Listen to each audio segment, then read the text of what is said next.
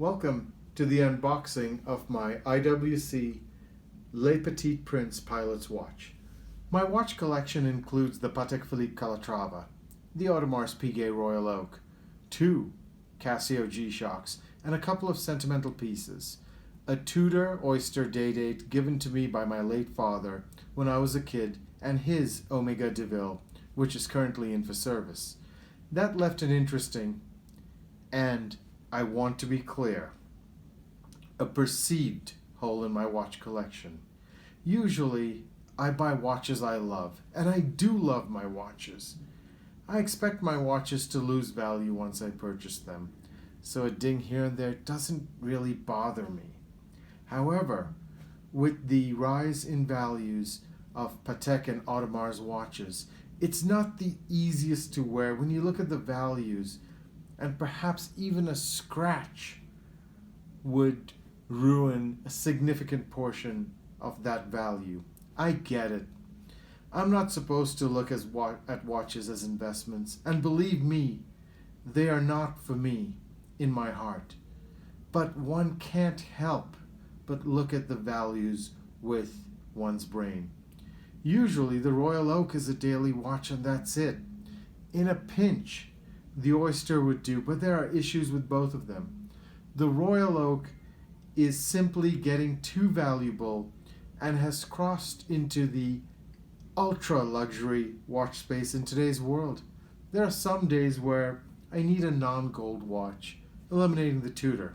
Yes, it's a perceived problem. I get it. I ventured upon the Iwc Schaffhausen Boutique in New York City when I was there last week, and they had a lovely selection of watches as I browsed their catalog, but I chanced upon this watch. Stock was a different story, however, as this was the only model that was sold out. There's an authorized dealer in my other home in the Reno Tahoe area who had this watch in stock. I went to the boutique, Harland Watch, and picked it up. The watch retails for $4,250. Here is the unboxing.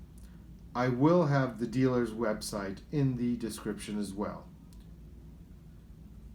The watch comes in a white cardboard box with IWC Schaffhausen printed on it.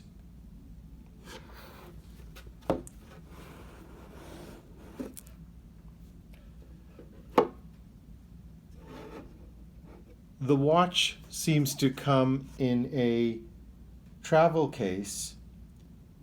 This is a nice 2-in-1 feature, as my Patek and AP come with separate travel cases, as they are packaged in some of the most stunning boxes. I will link those unboxing videos in the description below.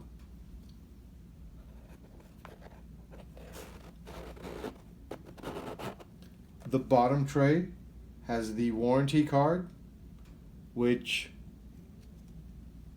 states if I register the watch, my warranty will be bumped up to 8 years.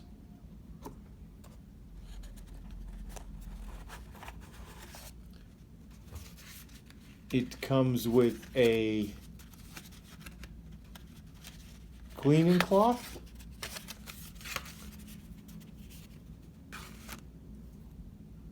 as well as the International Limited Warranty and the operating instruction book.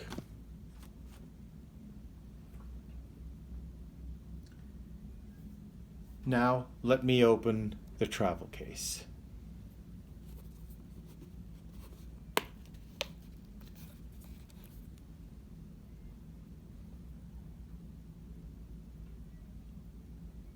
This is a stunning blue watch. IWC knows how to do blue.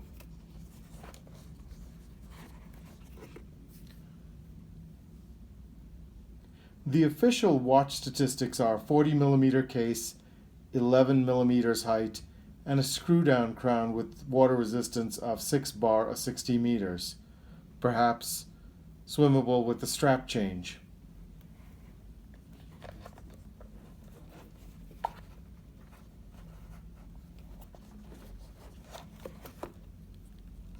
The watch has a thick brown leather strap with IWC embossed on the buckle. The leather of this strap is certainly thicker than my Patek Philippe Calatrava. It is super easy to read this watch with a date complication.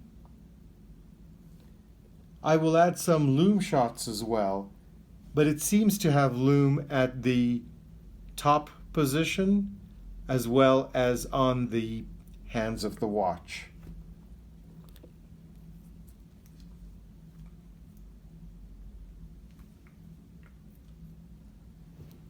This watch fits me perfectly.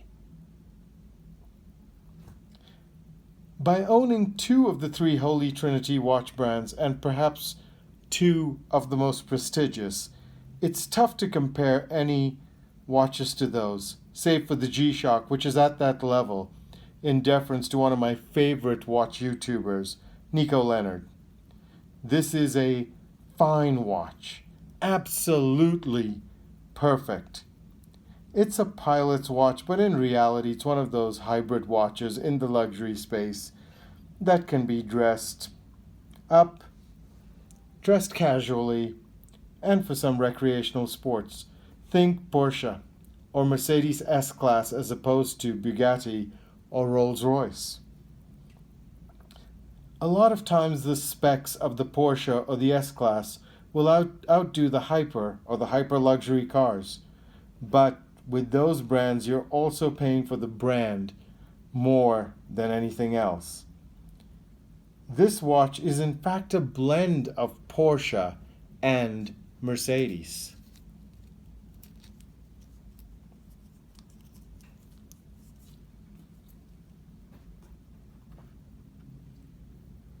It is an absolutely fantastic piece of kit that is so comfortable on wrists, and it can compete against other hybrid daily luxury watches, perhaps like the Rolex Datejust, the Tudor Black Bay, the Omega Aqua Terra, or a Grand Seiko Elegance or Heritage.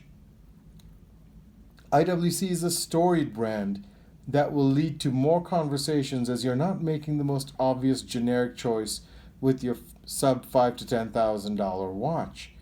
It's going to be interesting to see how this fits into my rotation, and I will do a full review before the Christmas holiday. I highly recommend you try on this watch. This watch is a secret that's been discovered, and it's being discovered fast. Thanks for watching the channel. I hope you're enjoying it. I do reviews on products I have, and for that reason I can be fair and honest in my opinions. I encourage you to watch the other content and let me know your opinion of the watch, the brand, and the unboxing.